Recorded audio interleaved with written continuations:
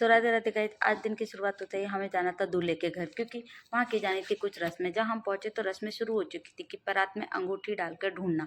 सबसे पहली रस्म होती है परात में अंगूठी डाल के ढूंढना। तो उस रस्म में हम हर बार हमारी दुल्हन ही जीत रही थी।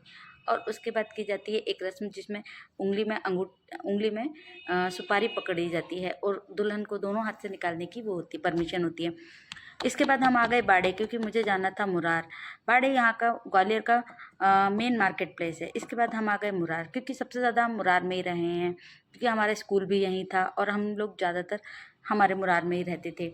ये है हमारी गली, जो कि अब बहुत बदल चुकी है।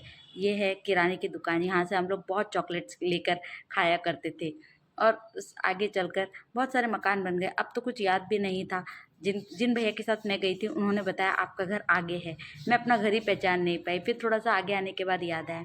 फिर ये है मेरी फ्रेंड निशी, नारुलिया बब्बा का मकान, इसे हम बोलते थे बचपन में। और ये है हमारा मकान, जो अब इन जो अब रहते हैं। ये हैं ओनर आंटी।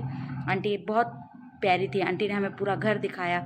आंटी ने हमें बहुत अच्छे से बातचीत की। उन्होंने कहा आओ बेटा देख लो आपका ये घर है।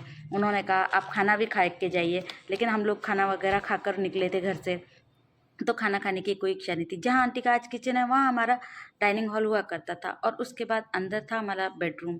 ये है अंकल का भी बेडरूम ही बना रखा है अंकल ने। ये हमारा हुआ करता था बेडरूम।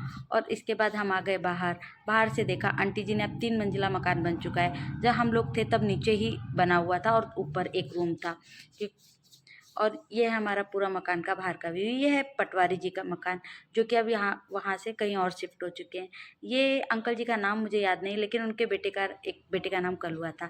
तभी आ गए हमारे एक मामा जी करतार सिंह जी। उन्होंने बताया आपके पापा बहुत अच्छा निशाना लगाते थे। तो गाइड, आज का ब्लॉग यहीं समाप्त होता है। मुझे फॉलो करें, लाइक करें।